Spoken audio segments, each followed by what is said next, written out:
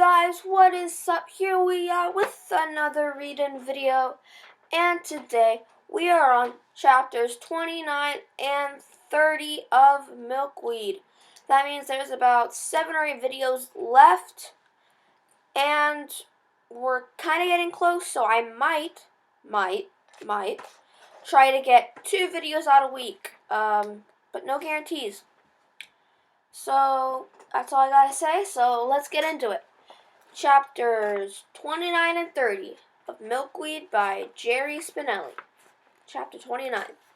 We made it to the wall and practically dove through the 2-brick hole. But we didn't smuggle that night. I had the idea that as long as we didn't steal food, she was safe. As we passed houses, she kept pestering. Let's go in there. There. To distract her, I led her to the merry-go-round. It was deserted and dark. The people were in bed. A streetlight in the distance caught several horses leaping out of the shadows. There was no music, nothing going around, yet I could have sworn they were moving. I looked at the empty spot. I thought of the beautiful black horse, chopped off at the hooves. I thought of the man who turned blue. We went to the far side, away from the light. We each climbed onto a horse. We pretended we were galloping, racing. Janina kept shouting, "I win!" After a while she came over to my horse and climbed on my back. She put her arms around my waist. Her chin jutted into my back. Faster, faster. When I got tired of this, I said, "Do you want to see an angel?" "What's an angel?" she said. "I'll show you." We climbed down from the horse, and I took her to the cemetery. The moon was going in and out of clouds. The night sky looked like smoking rubble. It took a while, but I finally found it. It towered above us. The wings blotted out much of the sky. "There," I said. She gazed up, her mouth open. "Angel? It's a real one," I told her. "It's only made of stone."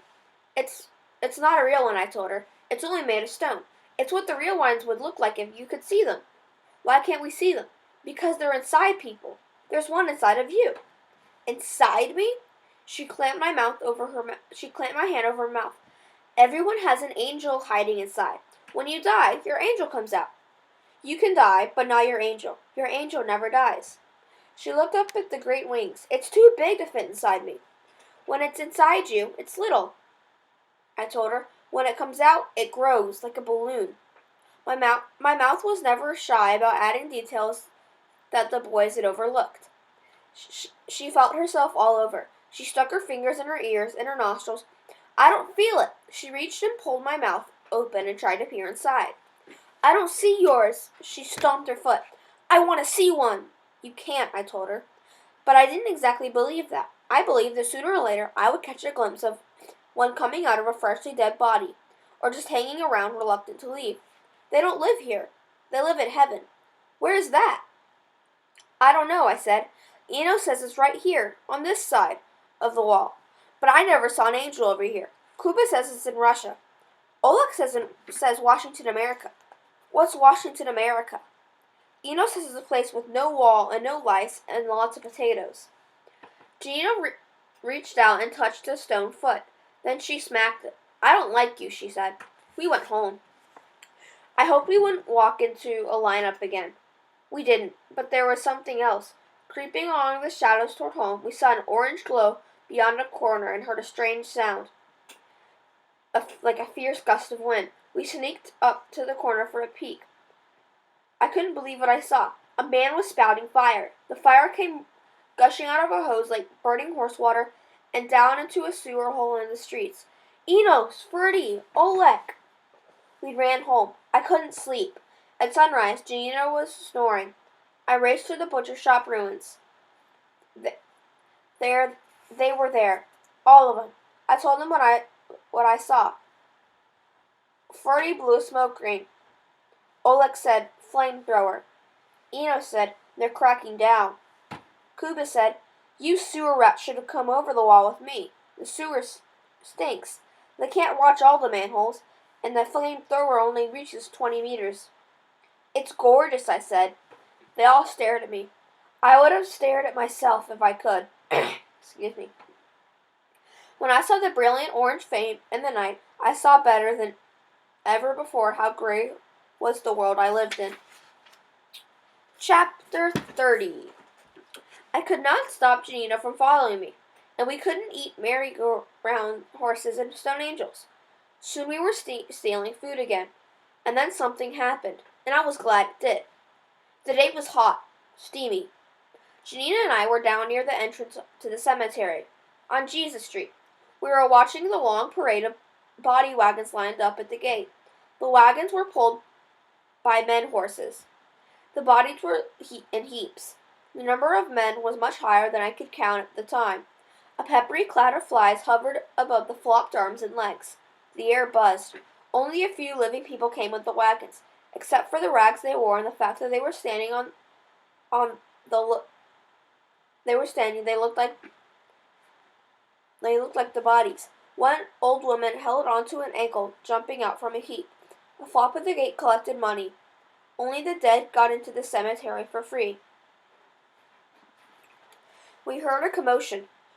We followed the noise to an intersection of streets. There were jackboots and flops and young boys. One of the flops was Buffo. People were watching.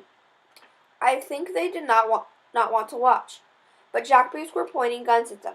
There was also, in the middle of a square, a pile of onions. I could smell them. A jackboot was pulling open the jackets of the boys, and the onions were tumbling out. The boys all seemed to have the same problem. They were hunchbacks.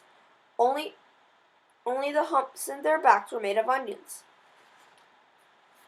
When all the humps were emptied out, the jackboots called to the people, "We tell you, do not smuggle, we tell you." And jackboots and flops began beating the boys with their clubs, and the boys' hats flew. They were screaming and falling and bleeding among the onions, and the people watched and did not move. I told Janina away. "See," I said. I squeezed her arm. I shook her. "See what happens when you steal food? Do you want that to happen to you?" She yelled into my face, "I hate you." She broke loose and ran off. Good, I thought. She finally learned her lesson. For the rest of the day I thought, the pest is gone. I wanted to make sure, so I told her father. I told him that she had been following me, smuggling with me. I told him I could not make her stop. I could not make her feel safe. She stood beside me, gasping. Her father's face turned hard and ugly. I thought he would smack her, but he didn't even touch her.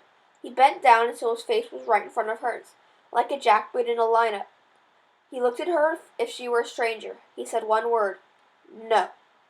Her lip pouted and quivered. Her great eyes watered. She ran to the mattress and threw herself onto it and huddled into her mother.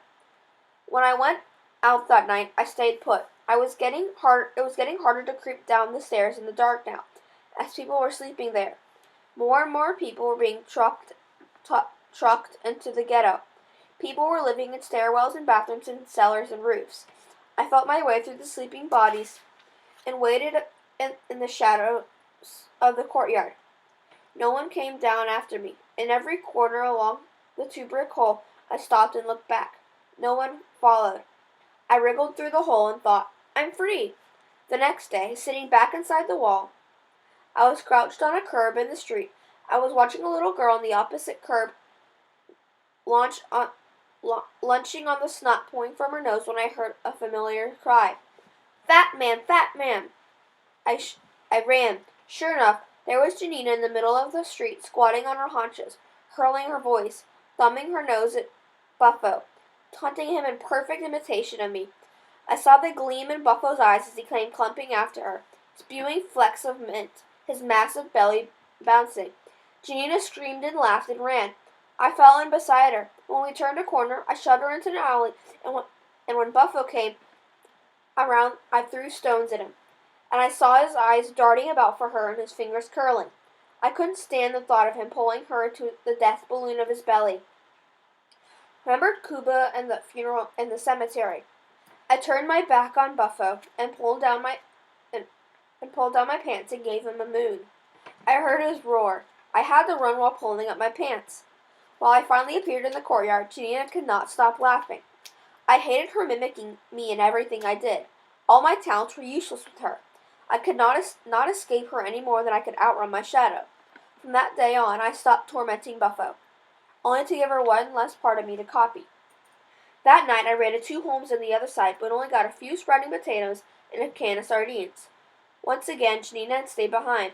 I dropped the potato through the back window of the orphanage and returned to the room, stumbling over sleeping bodies on the stairway. Lying down in the blackness of the room, I reached out to touch Janina. I felt nothing. I groped around. She wasn't there. I sat up. I had a thought, but I couldn't believe it. I sat up until I heard the door squeak. I lay down. I felt her step over me to her place on the floor. I went to sleep. I had put 2 potatoes and the sardines on the table and that night. In the morning there were 3 potatoes more plus a pancake. I went that way after night, through the wall, into heaven. Thanks to Enos, that's what we were calling the other side of the wall. Raiding kitchens, cellars, trash cans separately. Like a good girl, Gina was obeying her father. She did not go with me. She went on her own. Sometimes we passed each other in the shadows. Once we found ourselves spinning around a revolving door at the Blue Camel Hotel at the same time. We pretended not to see each other. One time we almost bumped heads reaching into the same garbage can. In the morning, there on the table would be our loot. She mixed hers with mine. Every morning Mr. Milgram thanked me for the food. He never thanked Janina, as he believed she never left the room all night. She never claimed credit. To stop the smugglers, Jackman sent more patrols and more dogs into the ghetto at night. There were gunshots, screams, the orange glow of flamethrowers, but I wasn't afraid. There was still the darkness, and Buffalo seemed to appear only in daylight. One day we were both very sleepy. It had been harder than usual to find food in heaven the night before, and the day was coming by the time we both made it back to the room. We slept for a while and went outside together. We played pick-up sticks in the dust of the courtyard, then went wandering about the streets. I was, as always, on the alert for signs of Buffo or the mystery cow, but in time for the buzzing of flies and the warmth of day took the edge of my attention and made me drowsy. I wobbled into an alleyway and laid myself down. Gina, of course, did the same. Within moments, I was sleeping. Next thing I knew, I jerked awake. Gina was screaming. A barefoot clump of rags was slouching off down the alley. Gina was reaching for her shoe on the ground. "He tried to steal my shoe," she whined. I laughed. "He thought you were dead," she yelled after the clump. "I'm not dead." As she put her shoe back on, she was staring at me. "What's that?" I looked. It was a brown seed with a spray of fluffy white coming out of it. It was clinging to my shirt, and suddenly the word for it was on my tongue. A word I didn't even know I knew. "Milkweed," I said. She plucked it from my shirt. She held it by the seed up to the light. She dusted her nose with it and giggled. She brushed the fluff across her cheek, closing her eyes. She stood on tiptoes and held it as high as she could and let it go. It sailed towards the sky. "That's my angel," she said. Then they were all around us, milkweed puffs, flying. I picked one from her hair. I pointed. "Look." A milkweed plant was growing by a heap of rubble. It was just thrilling to see a plant, a spot of green in the ghetto desert. The bird-shaped pods had burst, and the puffs were spilling out, flying off. I cracked a pod from the stem and blew into the silk-lined hollow, sending the remaining puffs sailing, a snowy shower ring, vanishing into the clouds. And that is the end of chapter 30. I hope you guys did enjoy this video. If you did, make sure to leave a big thumbs up, comment down below, and don't forget, hit that subscribe button. I'll see you guys in the next video.